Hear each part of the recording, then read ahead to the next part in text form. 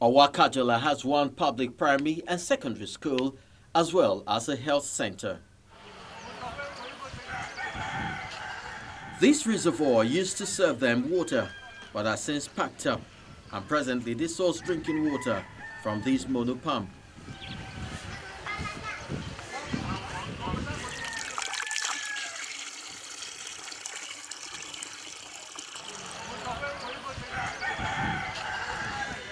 To cater to the religious needs of the people, there is a mosque and a church in the community. The mosque here has been established around 1950s. I can't say precisely, but it has been established around 50s. So equally the church, it was around 1950s when Baba Luka Adeboye came down all the way from the other community where we both departed. So, and we have a primary school. The primary school was established in 1957 that the primary school was established, while the secondary school here was established around 1980s, early 80s. From this community, we have made sure that there's electricity up to the waterfall site. An example, you can see the poles, the wires, but unfortunately, as a result of negligence, most of these cables have been vandalized. Even the waterfall has its our own transformer to generate something. Equally, we can generate electricity from that waterfall itself. The source of water is just from that waterfall.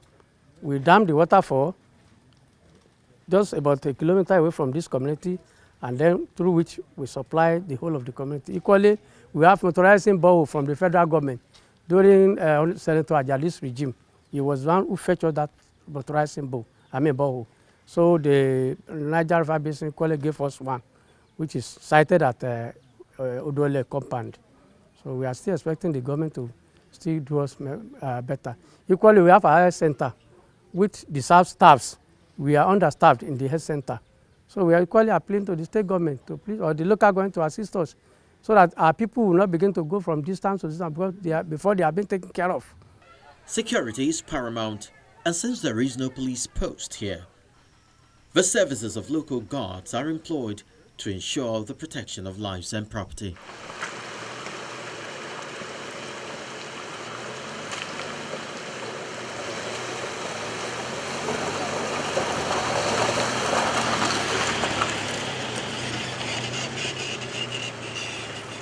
Owa Falls is located 5 kilometers from the town, and we immediately set out to see this place that has been dubbed Wonder in the Wilderness and has been compared to the Niagara Falls in the USA, though Owa Falls is over 60 meters higher.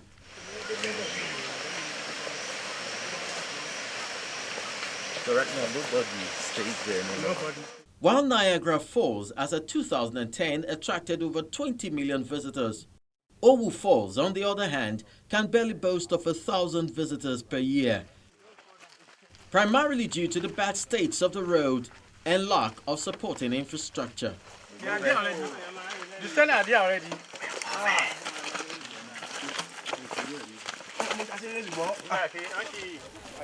One kilometer from the falls, temperature starts dropping, resulting in a soothing and welcoming ambience.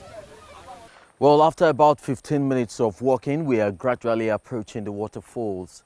And right now the temperature is quite cool, calm. And we hopefully should get there because we hear that some students are already waiting for us there. So we want to actually get there and experience the beauty of these waterfalls. It's just a spectacle of a wonder, something that everyone should experience. And we'll be going close there to experience life at that waterfall. So come along, it's the Community Report right here on Channels Television. As we get closer, the landscape projects a sprawling expanse of plush vegetation with tall trees lining the path. Well, let's get to see how high this waterfalls is. Natural rocks as staircases and the sound from the falls becomes intense.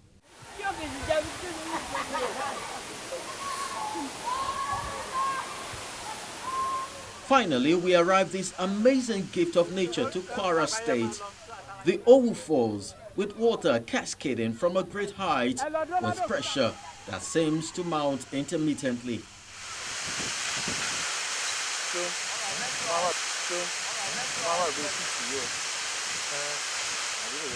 One of the effects you see there is the echo you get. You speak and then you get an echo back, and the ambience generally is beautiful. Everybody goes there and they like it. It's one of the natural wonders, I would like to say, of Kwara State.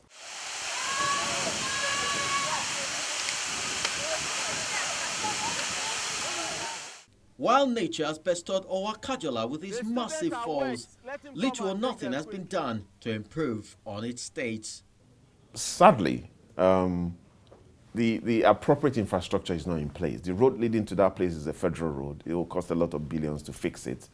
And this administration's strategy for driving tourism is to partner with the private sector. So we create the appropriate policy environment for them to be able to come in. We have a public-private partnership office, which is working with the media team to promote our tourism and other investment potentials. The policies are encouraging for people to come in.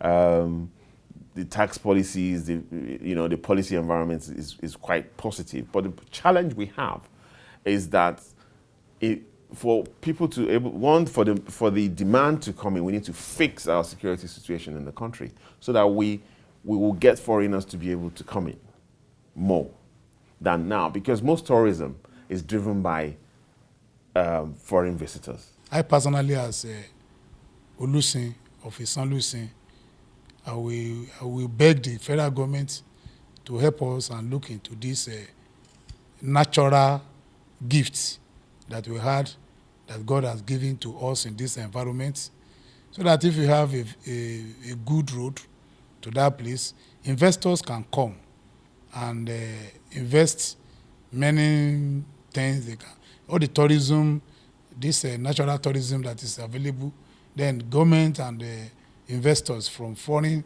investors, they can come and do the same thing and invest there, and it will boost the economy of the two communities. Beyond the tourism value derivable from this fall, there are other benefits inherent, especially in hydroelectric power generation. The waterfall is as essential in so many ways. It could generate hydroelectricity, thereby supply of electricity can be made available to the state and even to some other states like that.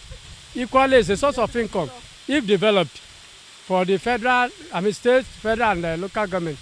If developed up to standard, where we have all tourist attractions, like having a chalet, where a helicopter can land, a suit, and so on and so forth. Equally, it promotes marketability, because the tourists will have to buy, when they come on tour, they will have to buy goods from the local people. Equally, the people will collect from them.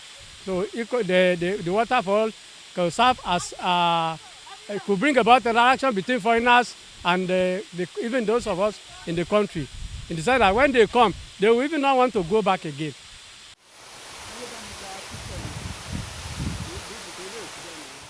From the so many natural resources that paved the way to the community and then to the Owa Falls, Owa-Kajola presents so much more to be desired, so much more to be explored, and we do hope that someday these natural resources will be transformed into beneficial resources, not just to the community, but to the state and then to the country at large. It's been Community Report, and don't forget, your community is next. Reach us on any of our platforms, on Twitter at Channels Television or at Chris Elems, and we definitely will come to your community and expose those beautiful natural resources that you have. Down with the visit, it's time to go. But my excitement has a pinch of disappointment. But the potential money spinner, such as the Owa Falls, that could generate employment opportunities, has not been given the due attention.